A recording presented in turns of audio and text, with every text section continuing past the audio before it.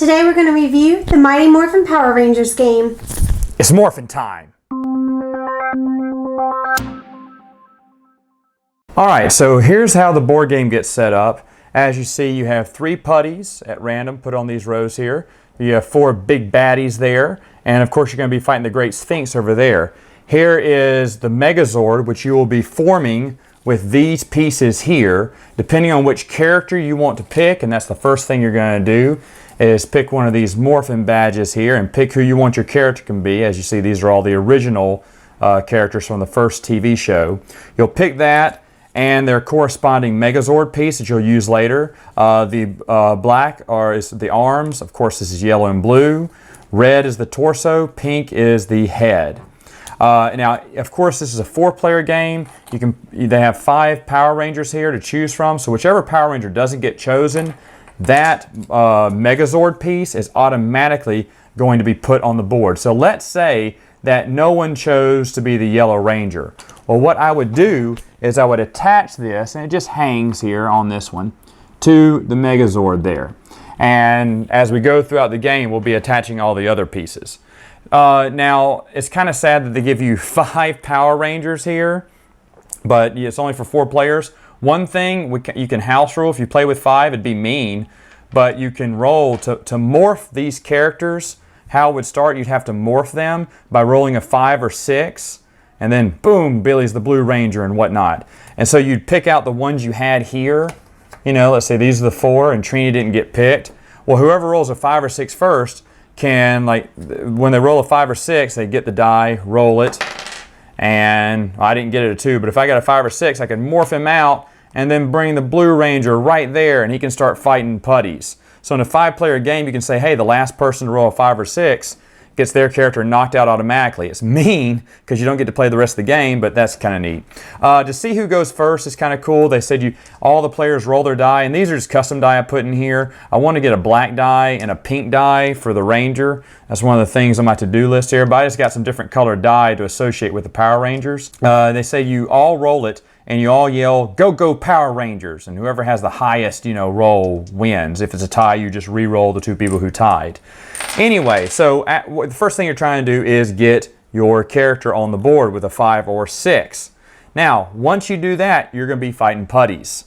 And underneath every one of those stands is going to be a number. There's a sticker and a number. And these can be labeled from like 1 to 9. You don't know how powerful your putty is going to be. But what you have, and over here where I'm showing you all the Dinozords, as you see them all in their glory, you have these little power chips that come with each character. And they're just labeled 1 through 5, and they're things you can add on to your die rolls. Now you have to play these before you roll the die. So for instance, let's say I'm the Red Power Ranger, and I want to attack this guy. I've already morphed, and now I can attack him. That's one of my moves. Before I roll, I can't look at his base yet. I have to roll first. But I'm going to say, you know what? I'm going to play this 2, just in case. So I'm going to roll my die. An 8. Ooh, I bet I beat him. Let's see what he is. He is a 4, so I definitely beat him. But if he was someone like, look at that, a 7, or a 9. Wow, I wouldn't have beat that one. Now, you don't know which is which. That's one of the options you can do when you're fighting. Another option you can do is swap. Now, the rules state that the person to your left gets to swap, and when they do, they get to look at the bottom of yours and then look at the bottom of the one they want to swap with. Well, that's kind of stupid to me, because why would someone give you a lower number than what you have? I would definitely replace this with the 9, so to stop him, because I want to bust through these putties, beat the big monster so I can win the game. And I can't do that if I'm giving you easy wins here.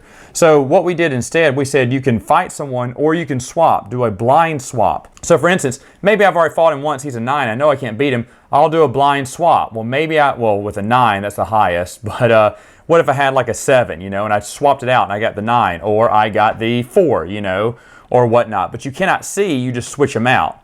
I like that rule a little bit better. Again, that is a house rule. Anyway, what you're doing is you're fighting through all 3 of these putties. You're using your power chips when you want to. A third option you can have besides swapping or fighting is getting back some of your power chips. Every time you use one, the game also says you put them face down like this. That's when you know you've used them. Any ones that you don't, you have them face up. Now, I disagree with that, because when you're trying to get power-ups, you got to roll the die and find the matching number. And if they're all face down, you can't see the numbers. So we flipped that around now. If you use them, they're face up on the board. If you haven't used them, they're still lightning bolts to be used later on. So in this instance, if I didn't want to fight and I didn't want to swap, another action would be to get back one of my power-ups. I would roll a 6-sided die, and on a 1, that means I could get back this one here, and that would be my turn. Now, if I rolled a 2, I could get that one. If I rolled a 4, I could get that one. If I rolled a 6, that's like a wild card, and I can get any one I want, which would obviously be the biggest one there. Now, if I would have rolled a 1 or a 3, I couldn't pick this one up because it has to be a 2 or a 6 as the wild card is. So, and you will use these a lot, and you will have to get them back because as the putties get hard, these big monsters get harder, and King Sphinx, of course there's little Sphinx there, but King Sphinx is really hard to beat. As you see, he starts off as a 28 to beat, so he's really powerful. So eventually you're going to have to take some time out of fighting and try to get some of your power-ups here. Anyway, once you're done with all the putties, you're going to hop in your dinosaur here, and you're going to go into that next space. Let's say all the putties are wiped out. All right? And you're going to go into your next space up here and fight whichever monster's up there. And you have the same 3 actions. You can choose to fight them, reclaim power chips, or switch them out. Again, ignoring the base rules, I say you just switch them out blindly with other players. Only you are allowed to look at that the number of the person you're fighting. Once you defeat them, you would reveal the number and reveal that you have beaten them, either by using power chips or by a natural roll. Now, any of the big monsters you can't beat by natural roll. You'll have to add power chips. And again, you can't play these after. It has to be before the roll. So if I know that squat, let's see what squat is here. Let's say I roll the die, and I'm going to add, you know what, I'm going to add 6 points to whatever I roll. So I roll, and I rolled a 5. Ooh, that's 11. Did I beat him? No, he's a 12. Ah, dumb luck. So I lost these 2. I can't use them again. I can try to fight for them back. I've got 3 more I can use on the next die roll. Maybe I want to use all of them, but he's a 12. That gives me 9. Yeah, I could probably beat him there. But then on my next turn, let's see. Yeah, I beat him there. But let's say I wanted to switch him out. And I wanted to switch him out with King Sphinx, let's say. All right, and then I fight him. Well, how much is King Sphinx? I bet he does not that. Oh, he's an 8. Oh, he's easy. Now, of course, these bases are removable, so you can always change them out with the characters, just mix them out randomly, so the same character won't have the same number. Maybe Goldar is the big one. But anyway, once you get there and once you defeat your big boss, then what you're going to do is you're going to take your little piece of the Megazord, remove your dinosaur, and hang your piece up. Now, remember, I'm the red Power Ranger, so I am the torso here. So I'm going to put my little torso on this guy, if I can. And these are kind of hard to put on sometimes. But anyway, as you see, there's this torso on there. Now, when I am fighting King Sphinx over here, some special rules. Now you're the Megazord. Now you can roll 3 die. But you can also try to get some of your power-ups too, which is what you're going to need because this guy's a 28. Now, if I roll the die, let's say I had, what did I have last time? Let's say I had a 2 and a 4. So I'd put those down as a 6, roll all 3 die. There's no way I'm going to hit 28. That's 10, that's 16. Obviously, I failed, right? Well, even though I failed, I'll lose any power-ups, power chips I bet on it. But his power goes down by 1. And as you can see, he can go all the way down to 20.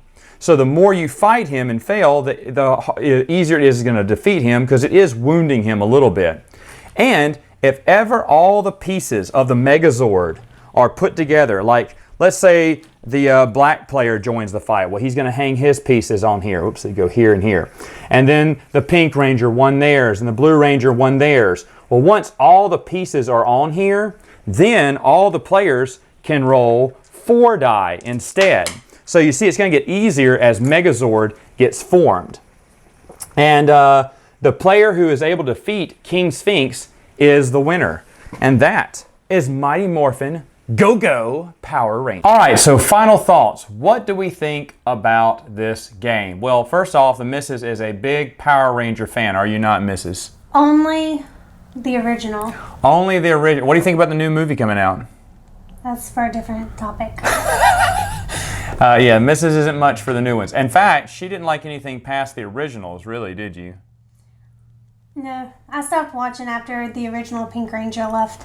But the thing she likes about this game is this is the original Rangers. So if you're looking for a Mighty Morphin Power Ranger game that has all the original Rangers, this is it.